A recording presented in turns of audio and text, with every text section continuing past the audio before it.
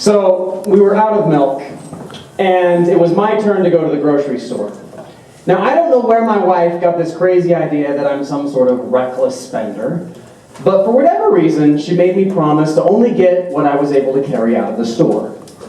So I go to the grocery store, I pick up a gallon of milk, and I went right to the cashier. Yes, I was tempted by the Pop-Tarts, but come on, I had willpower. The cashier asked if I wanted to donate $5 to help the monkeys in Asia. I did not want to help the monkeys in Asia. She asked if I would like to reduce waste by choosing not to put my milk in a bag. Truthfully, I was feeling bad about the monkeys, so I said yes. And that was that. I was on my way out of the grocery store when I noticed that Cap'n Crunch and M&M's were buy one, get one free.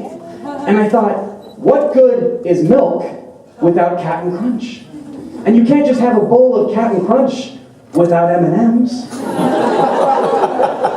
In the long run, these amazing deals would save us money.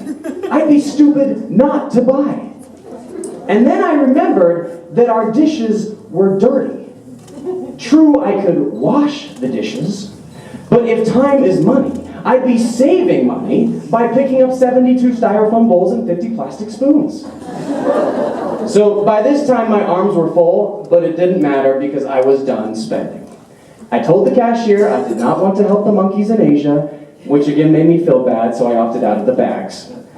I'd made it this far, surely I could make it to my car. And I would have gone to my car had not the manager announced over the PA that all baked goods were now 50% off. Now, lest you, like my wife, think I have some sort of spending problem, if I didn't buy the bagels, they would go to waste. And how could I, in good conscience, try to save the environment by not using plastic bags while simultaneously squandering precious resources in the form of bagels? So I picked up a few dozen. And as everybody knows, bagels are entirely useless without cream and cheese. Now, the problem is, carrying a gallon of milk, 2 boxes of Cap'n Crunch, 2 bags of M&M's, 72 styrofoam bowls, 50 plastic spoons, 36 bagels, and 20 pounds of cream cheese proved to be a formidable challenge. Luckily, this grocery store had these electric carts, you know, the ones reserved for the mobily challenged and the elderly. And I thought, as long as I'm balancing them on my lap, technically I'll only be getting what I can carry out of the store. So I got in the electric cart and drove around looking for more deals. And it must have been my lucky day because Pop-Tarts were 20 for the price of 19. The only problem was the mobily challenged elderly lady in the other electric cart also had her eye on the Pop-Tarts, and they were a limited supply. In a mad dash, we raced each other to load up on as many boxes as we can. I grabbed my 20th box fair and square, so you could imagine my shock when she snatched it out of my hands and drove off. I had every intention of respecting the elderly, but if I didn't buy 20, I wouldn't get the deal. So I chased her. The chase went down the junk food aisle at a whopping 5 miles per hour. We turned around the corner and into the produce section, which I normally avoided on principle. As I gained on her, she threw a can of chili at me, but I swerved to the right. Then with one hand on the accelerator, I reached forward to steal back my rightful box of Pop-Tarts out of her cart, when suddenly she pulled a hard left, and I smashed into the bread aisle.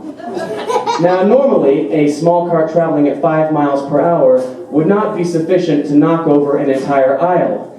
However, I remind you that energy equals mass times acceleration, and with a gallon of milk, 2 boxes of Cap'n Crunch, 2 bags of M&M's, 72 styrofoam bowls, 50 plastic spoons, 36 bagels, 20 pounds of cream cheese, and 19 boxes of Pop-Tarts, I had mass.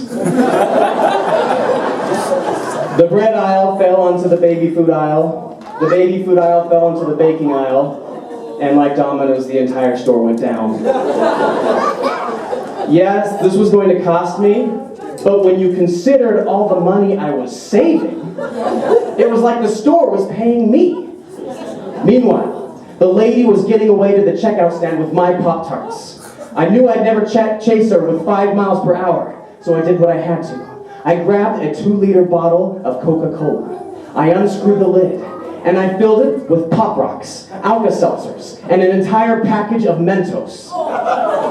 Then, with my makeshift jet engine beneath my arm, I held on as the cart jerked into motion, accelerated, and rose above the floor. I looked down as the checkout stand passed beneath us. Then I looked forward as I crashed through the front windows, flew over the parking lot, and landed in a dumpster. But at least I only got what I was able to carry out of the store, except for the gallon of milk which exploded upon impact.